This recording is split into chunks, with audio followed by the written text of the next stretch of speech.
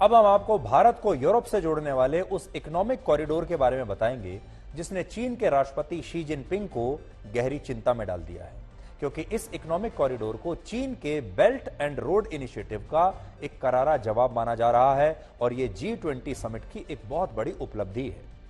आपको याद होगा G20 समिट जब हुआ अभी भारत में, उसी में इस प्रोजेक्ट को मंजूरी मिली है। इस प्रोजेक्ट के तहत अभी कुल मिलाकर 7 देशों और यूरोपीय यूनियन कमीशन के बीच एक MOU पर हस्ताक्षर हुए हैं, जिनमें भारत और अमेरिका के अलावा UAE, सऊदी अरब, फ्रांस, जर्मनी और इटली जैसे देश शामिल हैं। इटली अभी चीन के बेल्ट एंड रोड इनिशिएटिव का भी हिस्सा है। इटली अभी उनके साथ है, लेकिन अब यह कहा जा रहा है कि वो चीन के इस महत्वाकांक्षी प्रोजेक्ट से अब अलग होना चाहता है, ऐसा बताया गया। भारत को मिडिल ईस्ट और यूरोप से जोड़ने वाले इस प्रोजेक्ट को अपनी सैद्धांतिक सहमति दे दी है। इस पूरे चीन के जो इस इनिशिएटिव से टूटने वाला पहला, इस प्रोजेक्ट के तहत ये तमाम देश एक इकोनॉमिक कॉरिडोर बनाना चाहते हैं, कह सकते हैं। आर्थिक गलियारे का मतलब होता है एक ऐसा ट्रेड रूट जहां से ये देश एक दूसरे के साथ व्यापार कर सकेंगे और भारत और यूरोप के बीच मिडिल ईस्ट के रास्ते सीधी कनेक्टिविटी हो जाएगी, यानी एक देश से दूसरे देश, तीसरे देश, चौथे देश होते हुए या तो सड़कें बनेंगी या रेल लाइन बिछाई जाएगी या समुद्री रास्ते से आप एक दूसरे के देश में प्रवेश करते हुए अब व्यापार कर पाएंगे। अगर आप अब भी नहीं समझे होंगे तो मैं आपको अब बड़ी स्क्रीन पर जाकर नक्शे के जरिए ये पूरा प्रोजेक्ट आपको मैं समझाता हूं। देखिए, अब ये बड़ा प्रोजेक्ट आप देखिए बड़ी स्क्रीन पर। इस प्रोजेक्ट के 2 केंद्र बिंदु हैं, एक है भारत और दूसरा है यूरोप। देखिए, ये भारत है और जो दूसरा जो है वो है यूरोप। आखिर में अगर आप देखेंगे आखिरी जो डेस्टिनेशन है वो है जर्मनी। इधर अगर आप जाएंगे ये जर्मनी है और ये ट्रेड रूट यहां से बनेगा। अब देखिए कैसे बनेगा, और इसका जो दूसरा भाग होगा वो यूरोप और बीच में है खाड़ी देश। तो भारत और यूरोप के बीच ये रास्ता पूरा बनेगा और इन दोनों के बीच में है खाड़ी देश, जिन्हें आप गल्फ कंट्रीज भी कहते हैं या मिडिल ईस्ट के देश भी कहते हैं। अब इस इकोनॉमिक कॉरिडोर को 2 भागों में विकसित किया जाएगा, जिनमें पहले भाग को कहते हैं ईस्ट कॉरिडोर, जो भारत को मिडिल ईस्ट के देशों से कनेक्ट करेगा। तो पहले तो पहला भाग देखिए, भारत और मिडिल ईस्ट के बीच कनेक्टिविटी कैसे आएगी। जैसे भारत के मुंबई और गुजरात में जो पोर्ट है वहां से मान लीजिए एक कार्गो शिपिंग रूट भारत को UAE के जेबल अली पोर्ट से जोड़ेगा, यानी गुजरात और मुंबई से जो समुद्री जहाज सामान लेकर निकलेंगे वो इस शिपिंग रूट के रास्ते UAE के जेबल अली पोर्ट तक जाएंगे, जो दुबई से लगभग 35 किलोमीटर दूर है, यहां तक पहुंचे। इसके बाद इन समुद्री जहाजों से यहां इस पोर्ट पर सामान को उतारा जाएगा और फिर यहां से एक रेल लाइन बिछाई जाएगी जो UAE से इजराइल को जोड़ेगी। यह रेल लाइन 3000 किलोमीटर लंबी होगी, जो सऊदी अरब के रियाद से होते हुए जॉर्डन जाएगी और फिर जॉर्डन के बाद इजराइल इसका आखिरी स्टॉप होगा। अब इजराइल पहुंचने के बाद, इजराइल के बाद एक बार फिर ट्रेनों के जरिए सामान उतारकर ट्रेनों से यह सामान उतारकर समुद्री जहाजों में फिर से लादा जाएगा और इस शिपिंग रूट के रास्ते ये जहाज इजराइल से ग्रीस, इटली और फ्रांस पहुंचेंगे और ये इस इकोनॉमिक कॉरिडोर का दूसरा भाग होगा, जिसे कहेंगे नॉर्दर्न कॉरिडोर। तो एक ईस्टर्न कॉरिडोर है और दूसरा नॉर्दर्न कॉरिडोर है और ये इसका रास्ता होगा। तो ये पूरा रूट है जिसे भारत को मिडिल ईस्ट और यूरोप के देशों से जोड़ा जाएगा।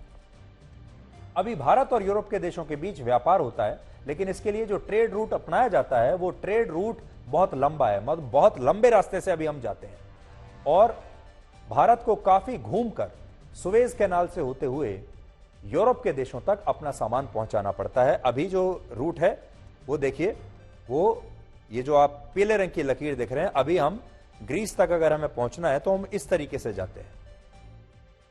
हालांकि जब ये इकोनॉमिक कॉरिडोर बन जाएगा नया वाला, तब यूरोप के साथ आयात निर्यात करने में भारत अपने 40% समय की बचत कर पाएगा, यानी 40% समय हमारा बचेगा।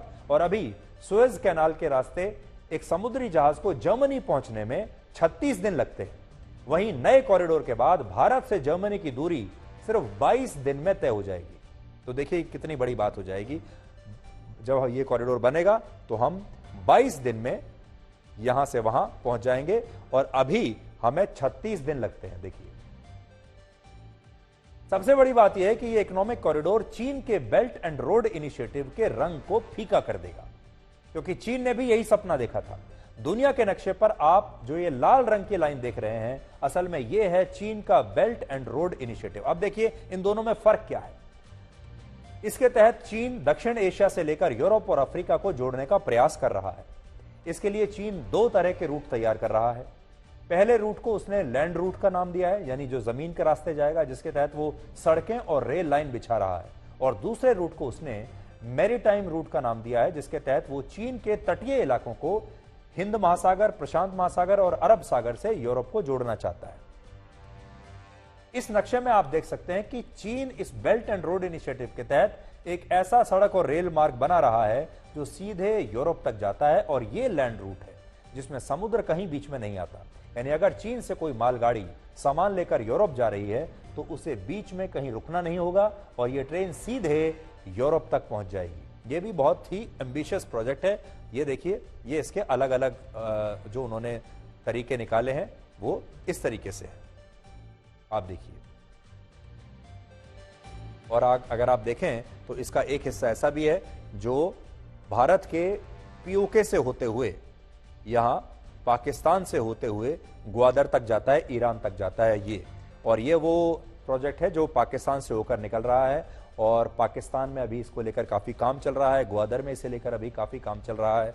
और ये असल में काफी विवादित प्रोजेक्ट माना जाता है, क्योंकि ये हमारे हिस्से से भी निकलता है, जिस पर भारत को भी आपत्ति है। और पाकिस्तान में भी, पाकिस्तान को उन्होंने जो लोन दिया है इस प्रोजेक्ट के लिए, पाकिस्तान उस लोन में अभी दबा हुआ है।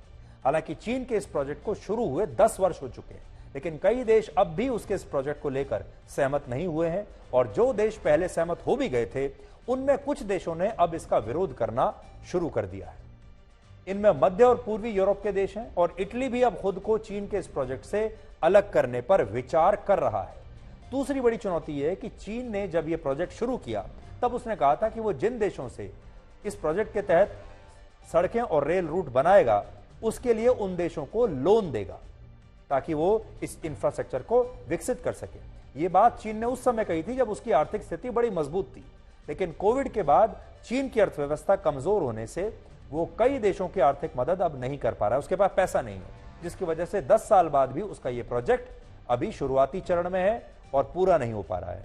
अब जब भारत और अमेरिका समेत कई देश एक नया और 6000 किलोमीटर लंबा इकोनॉमिक कॉरिडोर बनाने पर सहमत हो गए हैं, तो इससे चीन पर दबाव और ज्यादा बढ़ गया है।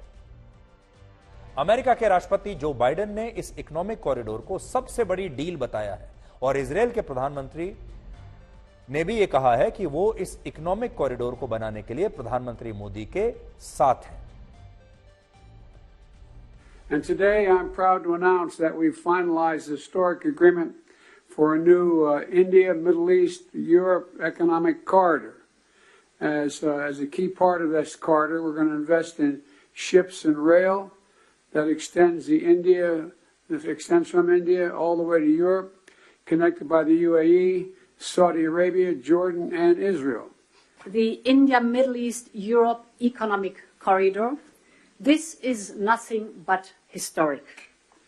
It will be the most direct connection to date between India, the Arabian Gulf, and Europe, with a rail link that will make trade between India and Europe 40% faster. मैं इस फैसले का स्वागत करता हूँ। ये economic corridor America, India, Saudi और UAE सभी के लिए फायदेमंद होगा।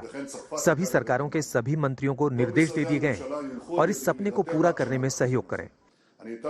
मैंने एनएससी को भी निर्देश दिए हैं कि वो स्टाफ से संपर्क करें और हम दूसरे देशों के साथ भी खड़े।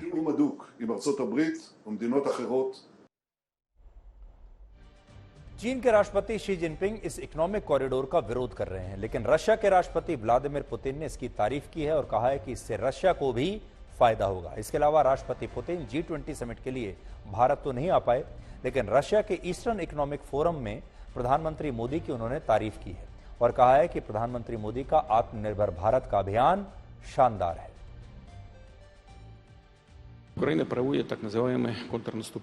हमें अपने पार्टनर से सीखना चाहिए, खासकर वो पार्टनर जो भारत में है। उनका फोकस प्रोडक्शन पर है। वो भारत में ही बनी कारों और जहाजों का इस्तेमाल करते हैं। खुद पीएम मोदी अपने लोगों को इसी सिलसिले में प्रोत्साहित कर रहे हैं।